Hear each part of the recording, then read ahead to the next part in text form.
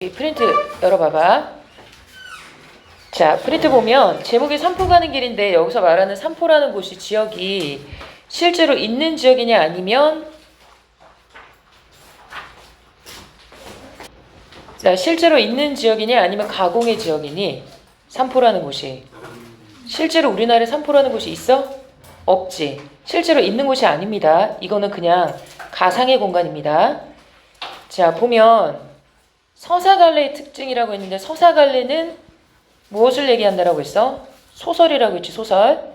그래서 문학의 갈래가 크게 네 갈래가 있는데 서정, 서사, 극, 교술 이렇게 네 가지로 나눠진다라고 했지. 그래서 서정 갈래는 시를 얘기하는 거고 서사 갈래는 소설, 그리고 극은 희곡, 교술 갈래는 수필이다. 이렇게. 그 중에서 산포 가는 길은 소설이기 때문에 서사갈래의 특성에 따른 형상화 방법을 중심으로 작품을 감상해보자. 쭉 가서 자, 우선 이 소설의 배경을 한번 봅시다. 1970년대인데 1970년이라고 하면 산업화랑 근대화가 일어났던 시기거든. 산업화랑 근대화. 그러니까 산업화와 근대화가 일어났으니까 농촌에선 사람들이 빠져나가고 다 어디로 갔겠어? 도시로 갔겠지, 그치? 그래서 농촌이 해체되던 상황이다. 계절적 배경은 따뜻한 봄이나 여름이 아니라 겨울로 설정을 했는데 겨울로 하게 되면 어떻게 되겠어? 이런 부정적인 상황이 더 강조될 수 있는 계절적 배경이 되겠지, 그치? 그래서 1970년대 일자리를 찾아 고향을 잃고 떠도는 사람들이 생겼고, 그리고 겨울을 배경으로 해서 살아가기 힘든 현실의 모습을 상징하고 있다. 요걸 기억해 두세요. 자, 그 다음에 산포 가는 길에 인물이 세 사람이 나오는데 이 세 인물의 공통점은 다 뭐냐면 이런 산업화 사회의 영향을 받아서 떠돌이 삶을 사는 고단한 처지이다. 뜨내기 삶을 사는 고단한 처지이다. 그 중에 영다리는 일자리를 찾아 떠도는 노동자이고 정씨는 교도소에서 나와서 고향인 산포로 가는 중이고 백화는 술 시중을 들다가 도망쳐 고향으로 가는 중이다. 이 세 사람이 만나면서 서로 나눈 대화가 소설 전체의 대부분의 스토리입니다. 자, 그러면 이거는 지금 니네 미래인 교과서에 실려있는 부분은 아닌데 전문이 나올 가능성도 있기 때문에 다른 교과서에 있는 부분을 좀 봅시다. 먼저 이게 앞부분이거든. 발단 부분이니까. 자, 우선 제재 소개를 봅시다. 산포 가는 길은 1970년대 산업화 사회에서 고향을 잃고 떠도는 사람들의 삶을 그려내고 있다.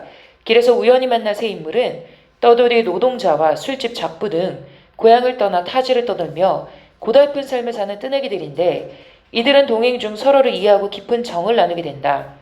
이 과정에서 지금 보면 작가가 이 소외된 세 사람에 대해서 따뜻한 시선이 드러난다. 그러니까 이런 게 다 주제와 관련이 있겠지. 산포는 산업화 과정에서 공동체적 삶이 어떻게 해체되는지를 상징적으로 나타내는 공간으로 볼 수 있다. 실제로 있는 곳이 아니다라고 얘기했지. 가상의 공간이다. 작가가 만들어낸 곳이다. 자, 그러면 발단부터 한번 상황을 좀 보도록 합시다. 영달은 어디로 갈 것인가 궁리해 보면서 잠깐 서 있었다. 그러니까 일자리를 찾아서 떠돌아다니는 상황이라고 했지. 그런데 지금 배경이 어때? 새벽에 겨울바람이 매섭게 불어왔다. 이런 게 지금 인물의 상황과 밀접하게 연관이 있는 거지. 영달이 처한 현실을 더 강조해주는 계절적 배경이다. 밝아오는 아침 햇빛 아래 헐벗은 들판이 드러났고 곳곳에 얼어붙은 시냇물이나 웅덩이가 반사되어 빛을 냈다. 바람 소리가 먼 데서부터 몰아쳐서 그가 섰는 창공이라고 하는 것은 하늘입니다. 하늘을 베면서 지나갔다. 가지만 남은 나무들이 수십여 그루씩 들판가에서 바람에 흔들렸다. 그러니까 어떤 상황이다? 목적지를 정하지 못하고 방황하고 있는 영달의 모습을 보여주고 있다는 거지. 그가 넉 달 전에 이곳에 찾았을 때는 한참 추수기에 이르러 있었고 이미 공사는 막판이었다. 곧 겨울이 오게 되면 공사가 새 봄으로 연기될 테고 오래 머물 수 없으리라는 것을 그는 진작부터 예상했던 터였다.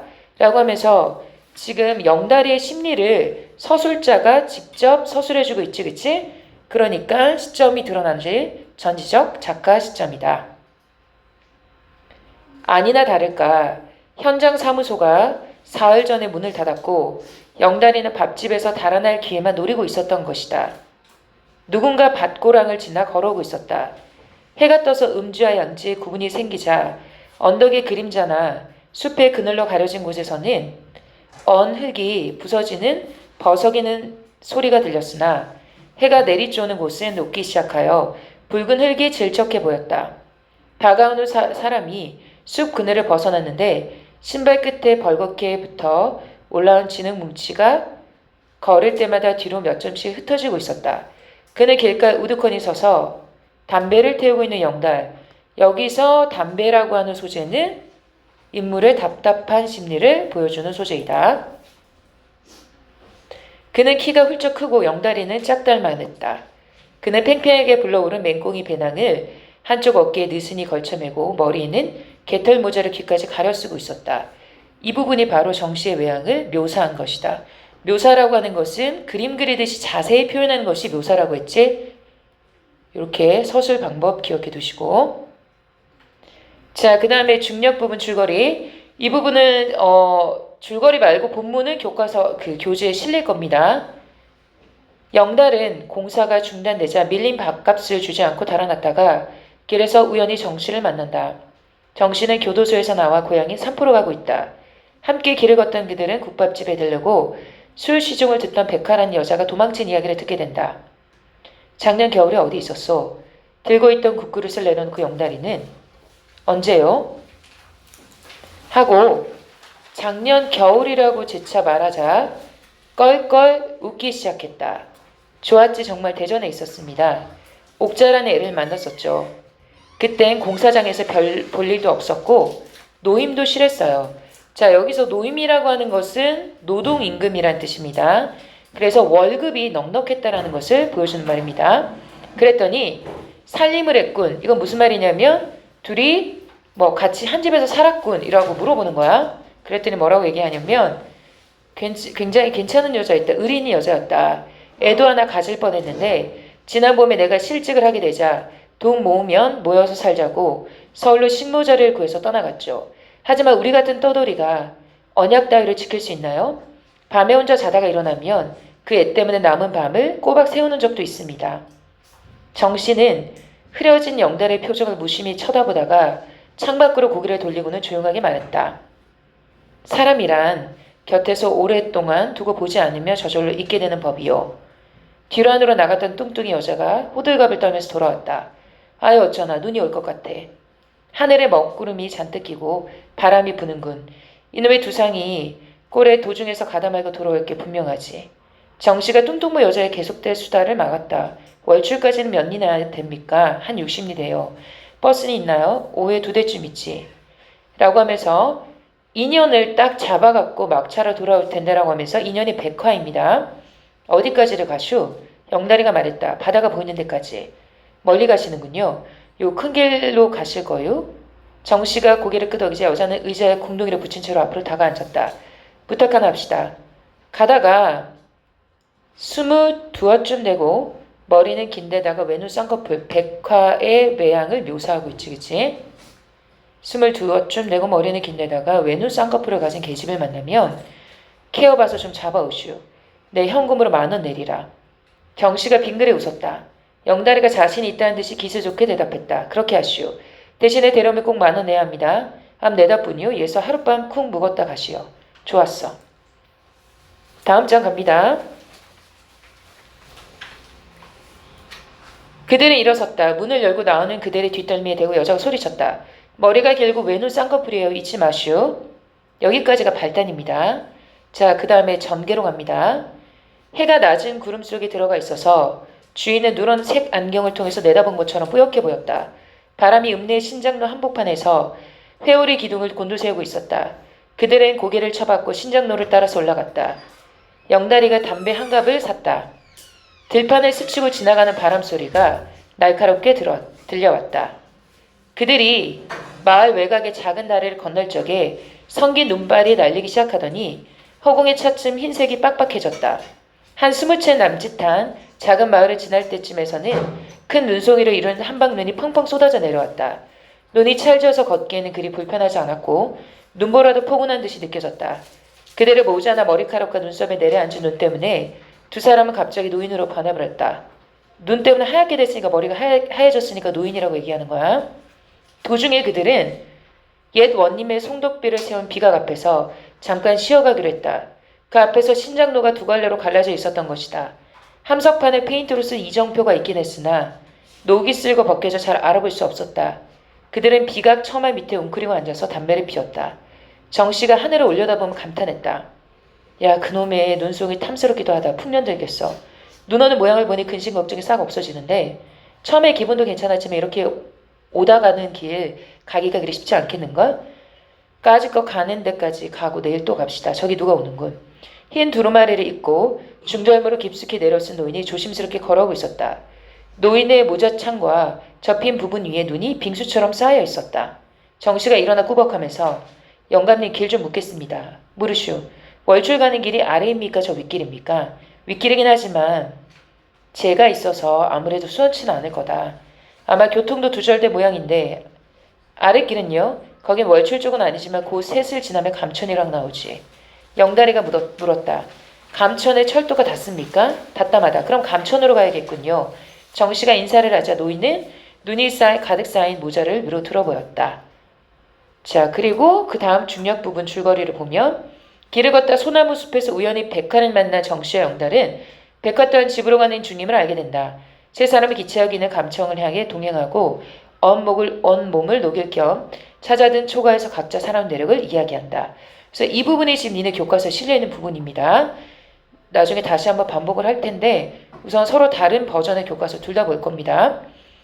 아직 초저녁이 분명한데 날씨가 나빠서인지 곧 어두워질 것만 같았다. 눈은 더욱 새하얗게 보였고 사위라는 단어 기억해도 사방 둘레는 고요한데 나무 타는 소리만이 들려왔다. 감옥뿐 아니라 세상이라는 것이 따지면 고해가 아닌가. 고해라고 하는 것은 고통의 세계입니다.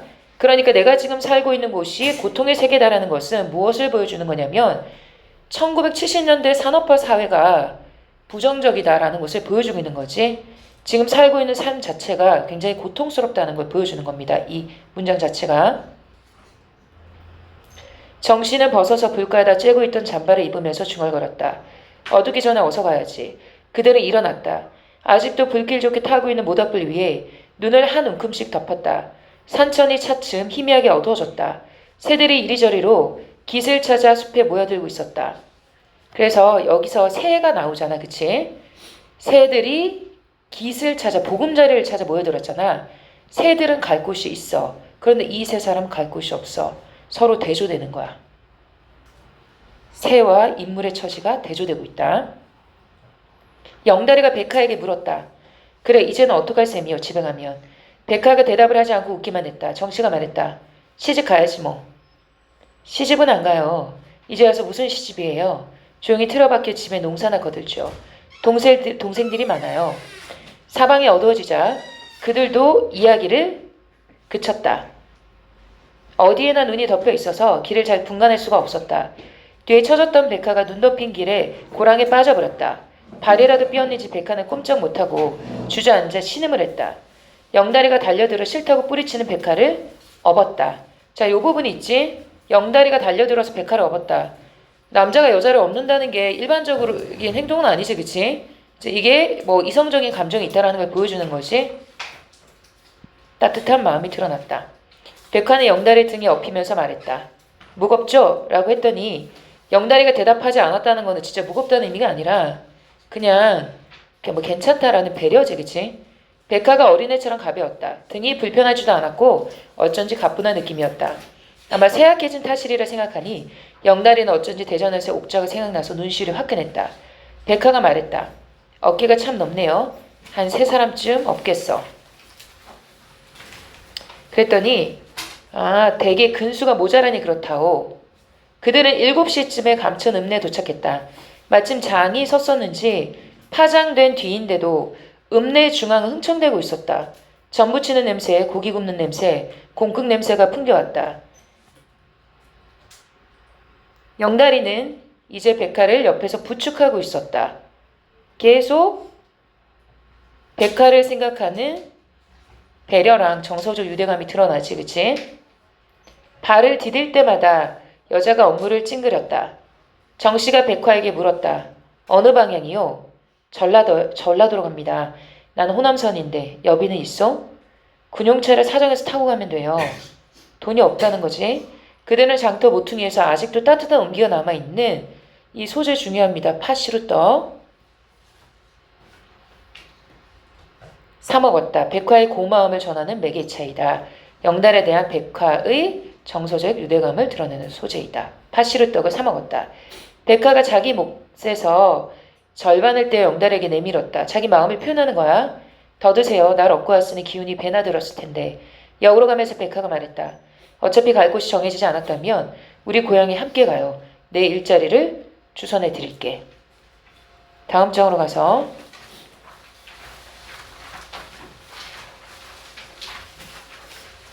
나야 산포로 가는 길이지만 그렇게 하지. 정씨도 영달에게 권유했다. 그런데 영달이는 흙이 덕지덕지 달라붙은 신발끈을 내다보며 아무런 말이 없었다. 이 부분이 바로 영달의 내적 갈등이 드러나는 부분이야. 이것과 관련해서 외부 지문이 나올 수도 있겠지. 외부 지문 나오고 연결해가지고 내적 갈등 드러나는 거 찾아서 고르시오라고 나올 수도 있어. 대합실에서 정씨가 영달이를 한쪽으로 끌고 가서 속삭였다. 여비 있소? 빠듯이 됩니다. 비상금이 한 1,000원쯤 있으니까. 일자리 어디로 가려고? 일자리 있는 데면 어디든지. 스피커에서 안내하는 소리가 웅얼대고 있었다. 정씨는 대합실 나무 의자에 피곤하게 기대어 앉은 백화 쪽을 힐끗 보고 나서 말했다. 같이 가시지. 내 보기 좋은 여자 같군. 그럴 것 같아요. 또 아로 인연이 닿아서 말뚝박이 살게 될지. 이럴 때 아주 뜨내기 신세를 청산해야지. 영다리는 시무룩해져서 역사 밖을 멍하니 내다보았다. 백화는 뭔가 수군대고 있는 두 사내를 불안한 듯이 지켜보고 있었다. 영다리가 말했다. 어디 능력이 있어야죠. 산포에 같이 가실라우? 어쨌든 영다리가 뒷주머니에서 꼬깃한 500원짜리 2장을 꺼냈다. 저 여자를 보냅시다. 영다리는 표를 사고 삼립빵 2개 찐 달걀. 이거는 백화에 대한 영달의 마음을 드러내주는 소재이다. 백화에게 그는 말했다. 우린 뒷차를 탈 텐데 잘 가시오. 영달이가 내민 것들을 받아신 백화의 눈이 붉게 충혈되었다. 여기에서 충혈된 이유, 자신을 배려해 준 것에 대한 고마움과 헤어져야 된다는 아쉬움 2가지 심리가 모두 들어있습니다. 그 여자는 더듬거리며 물었다. 아무도 안 가나요? 우린 산포로 갑니다. 거긴 내 고향이요. 영달이 대신 정씨가 말했다. 사람들이 개찰구로 나가고 있었다. 백화가 보퉁이를 들고 일어섰다. 정말 잊어버리지 않을게요. 백화는 개찰구로 가다가 다시 돌아왔다. 돌아온 백화는 눈이 젖은 채로 웃고 있었다. 자, 여기 진짜 중요한 거 나옵니다. 이 부분. 시험에서 아주 잘 나오는 부분입니다. 내 이름은 백화가 아니에요. 본명은 이점래예요. 이렇게 자기 본명을 말한 이유를 서술하시오. 이렇게 잘 나와. 자신의 진정한 모습을 알려주고 싶은 동행 과정에서 유대감을 느끼고 마음을 열었다는 것을 보여준다.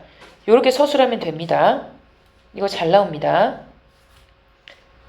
여자는 개찰구로 뛰어나갔다. 잠시 후 기차가 떠났다. 결말 부분입니다. 그들은 나무 의자에 기대어 1시간쯤 잤다. 깨어보니 대합실 바깥에 다시 눈발이 흩날리고 있었다. 자, 여기서 눈발이라고 하는 것은 인물들이 헤쳐나가야 될 고난. 기차는 연착이었다. 밤차를 타려는 시골 사람들이 의자마다 가득 차 있었다. 두 사람은 말없이 담배를 나눠 피웠다. 먼 길을 걷고 나서 잠깐 눈을 붙였더니 더욱 피로해졌던 것이다. 영달이 혼잣말로 며칠이나 견딜라. 뭐라고? 아니요, 백화란 여자 말이에요. 저런 애들. 한 사날도 촌생활 못 빼게나요. 사람 나름이긴 하지만 그럴 거요. 요즘 세상에 1, 2년 안으로 인정 획 변해가는 것인데 라고 하면서 또 뭘 보여주는 거야? 1970년대 산업화 사회에 대한 비판적 인식을 보여준다. 작가가 계속 하고 싶어하는 얘기야.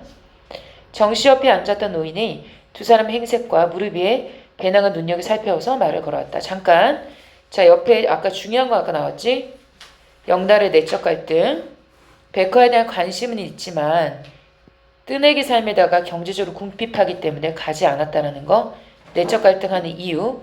무엇과 무엇 사이에서 갈등했는지 꼭 기억해두고. 그 다음에 백화가 본명을 밝히는 것. 이거 서술형으로 잘 나온다라고 했어. 아예 달달 외워버려. 영다리와 정씨에게 마음을 열고 자신의 진정한 모습을 보이려고 하는 행동이다. 동행을 통해 심리적 거리감이 줄고 인간적 유대감을 느꼈음을 알 수 있다. 조건에 맞게 서술하면 됩니다. 자, 노인이랑 대화합니다. 어디 일들 가슈?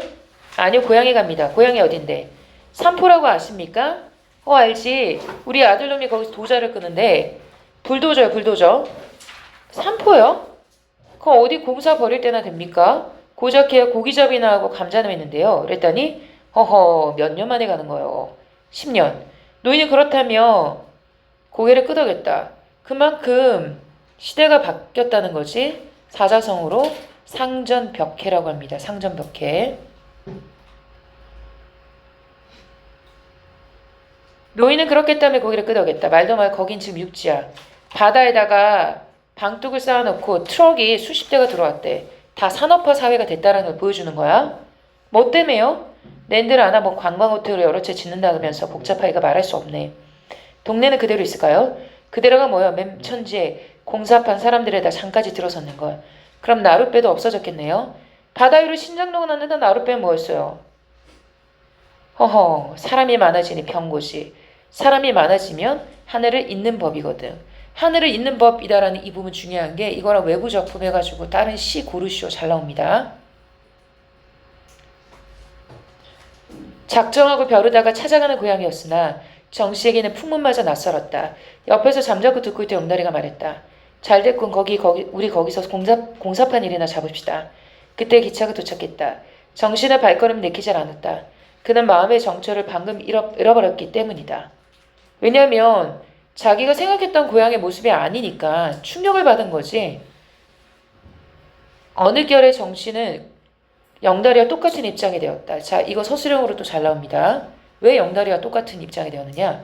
고향을 상실하고 마음의 정처 없이 떠돌아야 되는 처지이기 때문에. 똑같은 입장이 된 이유. 그리고 마지막에 눈발이 날리는 어두운 들판이 상징하는 거. 마음의 정처를 상실한 정씨의 내면, 목적자 없이 계속해서 떠돌아야 되는 영달과 정씨 앞으로의 삶을 보여주는 배경이다. 자, 그리고 삼포의 변화를 보여주는 거. 10년 전의 삼포는 바다, 고기잡이하고 감자를 매는 곳인데 지금 육지가 됐고 트럭이 다니고 공사를 하는 곳이 됐다라는 거지. 결국 두 사람들 모두 떠돌이 신세가 되었다. 자, 그 다음에 여기를 보면 작품의 학습활동을 보면 작품의 줄거리를 장소의 이동에 따라 정리해보자라고 했는데 처음에 들판이었지. 그 다음 국밥집이었지. 소나무 숲이었지. 그 다음에 초가, 감천으로 가는 길, 감천역 대합실. 이런 걸 무슨 소설이라고 하지? 들어봤어? 여로형 이라고 합니다. 이동하면서 장소가 바뀌는 걸 여로형이라고 합니다.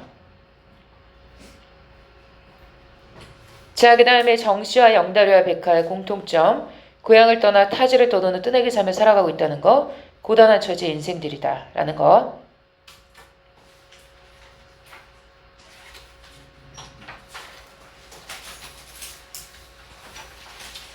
자, 여기서는 됐고